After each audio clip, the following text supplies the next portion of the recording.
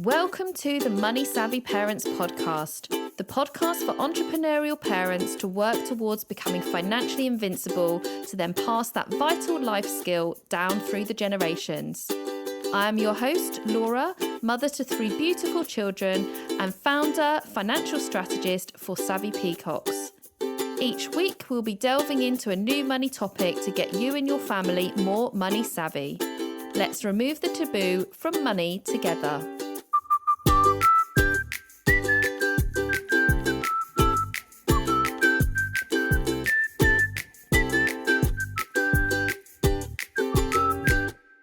Hi everybody, I'm so glad that we've managed to get live because tech has not been working for us this lunchtime, so apologise that we are 15 minutes late, and it also means that we're limited for our amount of time with Karla, so I'm gonna jump straight in and try not to waste any more time.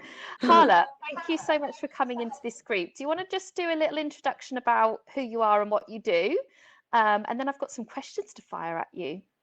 Yeah, so I am Karla Edwards. I run The Protection Parent, which is my own company which launched a year ago. And it's all about making sure people understand how insurance work in a very understandable, fun, usually videos through TikToks and just keeping everything lighthearted. Yeah, so anyone that's not following Karla already, please make sure you go and find her on Instagram and TikTok, because some of her videos and the way she breaks things down is just so easy, I think. Obviously, I've got quite an understanding from my banking background, but from anyone that's out there that's thinking insurances, what does she mean by that? Do you want to just give a little overview around what you think the top priorities should be when people are thinking about all the possibilities of the different insurances that are out there? Because it can be a bit overwhelming, can't it? Yeah, ridiculously. There is so many options for people. That's the problem, and they don't know. Sometimes people aren't insured because they literally don't know which one to choose because there's that many. But keeping it as simple as possible, you've got life insurance, which I call your love cover, which is going to pay out to those you love when you die. You've got critical illness cover, which is going to pay out on diagnosis of critical illness, such as cancer. And you've got income protection, which is a private sick pay. Loads of different benefits in between and things. But for me, the main thing that I like to try and get across is that under critical illness, you can also cover your children as well, which a lot of people don't know. And it just blows my mind that when you have a child, nobody tells you that you can protect that baby so that if they touch wood ever did get critically ill, that some finances aren't going to be an issue when you're going through something like that. Yeah, of course, because when you're going through something traumatic like that, the last thing you want to be worrying about is how much money you're Is money. earning or whether you've got your bills covered. Yeah. And also, as well as if you were going through it yourself as well, I used to sort of say to people that it's not only your bills, it's your lifestyle as well. It might be that you get one of these nasties and you become critically ill, but you've still got your lifestyle that you want to Yeah. maintain, but you don't want to have to worry about that when you're going through something as traumatic. It's like when people have mortgages and they say, oh, like, for example, going to get the mortgage protected and that's the only worry. And it's like, yeah, but if your mortgage is protected, that's great. It's better than having nothing. And obviously, it depends on what your budget is. But just because your mortgage is paid off if you've got cancer, doesn't mean that your Sky's paid for, your Wi-Fi, your council tax. So you should really have income protection as well to back that up because you've still got lifestyle costs, household bills, kids, everything else that goes with it. Like my bills every month. And there's more of other things other than just the mortgage that costs more money than the mortgage does. So you need to make sure you've got a full understanding of how to actually protect your family. Yeah, definitely.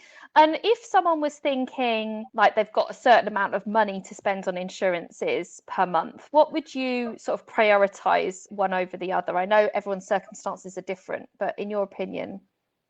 It depends. It totally does. It will always change. I honestly don't have a set go to because depends if they've got a mortgage, depends if they've got children, depends how much the budget is. And I think it fully depends on the client as well. If the client understands the product, they will have their own priorities, and it's trying to understand that each client's individual, what their priorities are, and work that in with a budget that's suitable to them. So I don't really have a go to of what I think is important. Obviously, ideally, you'd have all of them because insurance is just about covering, minimizing risk. So do you want to take away full risk? Do you want to minimize the risk, or do you want to carry on with full open risk to to your finances and your circumstances. So yeah, without being awkward, I haven't got an direct answer for that. No, it makes sense, but also it's like giving them peace of mind, isn't it, to know that whatever life throws at them, that they've got eventualities covered off as well as they can be. Obviously, you can't be 100% sure of what life's going to throw at you, but I think the pandemic has taught us that, hasn't it, that anything can happen. Yeah. Anything can happen at any time, and that's the thing, that insurance is a gamble. You could pay the money every month, and I hope it is a big waste of money for all of them, because it means they've had a happy, healthy life. I don't want any of my clients to claim, but if it does happen, then they're protected, and that's where you see the way it's worth in gold, because you can't even explain what that does when you have a client who claims. The feeling of relief of, oh, I don't need to worry about my mortgage, I don't need to worry about the kids, I don't need to worry about going to work, because you've got the main worry for people is health and then finances. Sometimes it's even the other way around. Sometimes it's finances then health, but really they're the main two worries of anyone who, especially who's got bills and responsibilities. And most of the people in this group are self-employed entrepreneurs. So what's the best way to tackle insurances from that point of view? Is there anything different to be considering? When you do income protection, if you're self-employed, it's good to know who's going to be the best provider for you, in terms of who's going to give you the maximum amount for your money. So keeping it really simple, if you earn £1,000 a month, there's some providers who would pay you £600 if you're off sick as a maximum. There's some that'll pay you £700 if you're off sick, and then there's some who pay you the full amount as long as you worked over a certain amount of hours and your job was low risk. So rather than just going with, say, the cheapest one or the one that looks the best or sounds the best, it's really important to understand who's going to give you the most benefit for your money, because at the end of the day, it's about making sure you're getting as much as possible coming into the house if you are unable to work.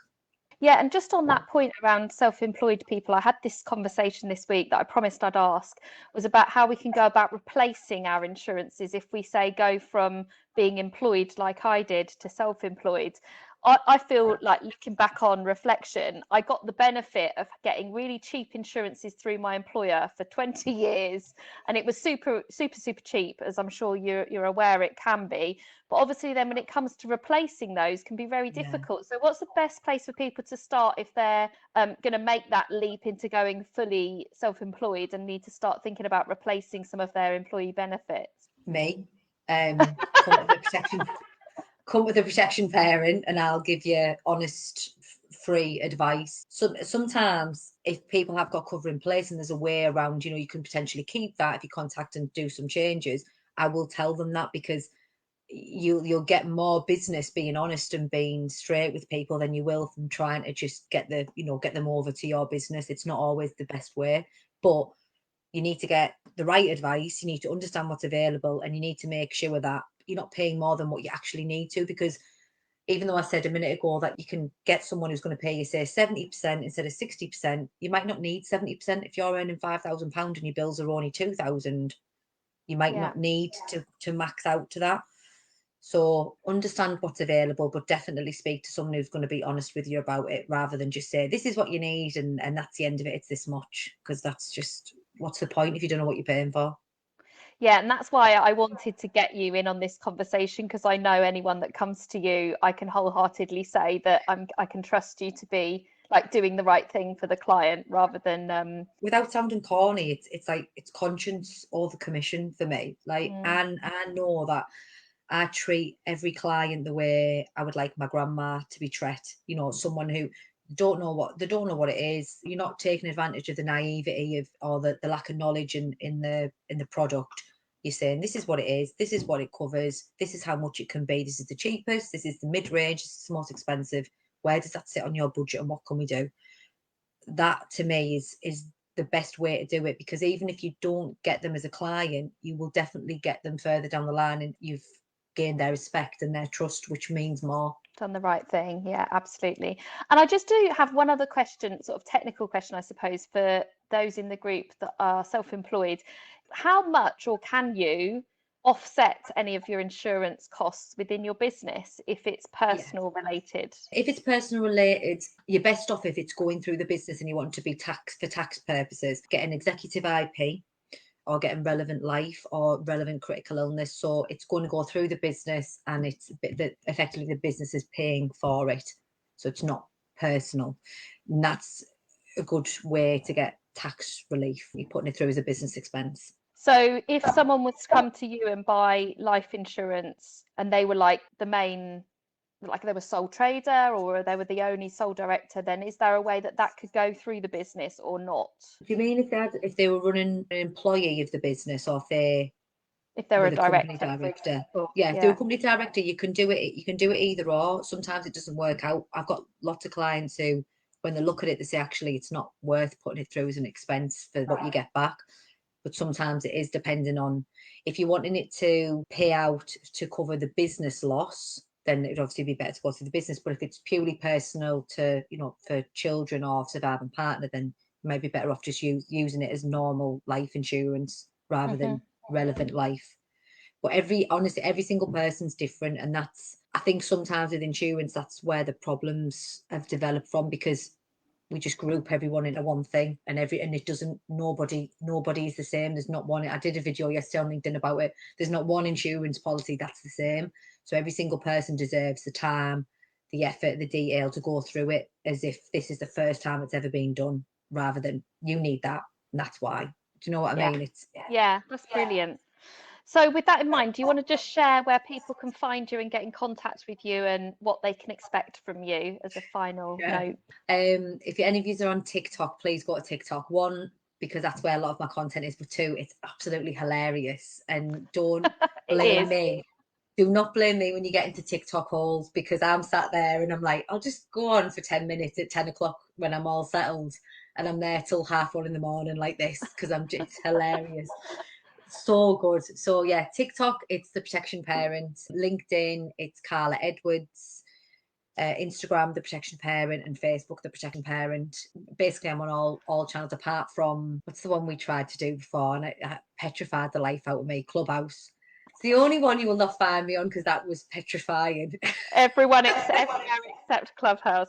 Yeah, so am I right in saying that you'll have a chat with anybody, and you're willing to sort of see what you can help and provide people with, depending on their circumstances? Yeah, absolutely. Honestly, it's not, even if it's just, can you check this? Do you think this is all right? Send me it on an email. Email is all over social media as well, but I'll have a look at it. If it's fine, great. If it isn't, I'll tell you where I think it needs to change, even if you want to go back to the original person who done it. For me, it's just more people need to understand how insurance works, because the effects of not understanding it can be so detrimental, and there's not enough people telling people to check what they have. And that's what scares me the most, and why I do all the videos, and why I create as much content as I do, because I just think, where do you actually go if you want to find help?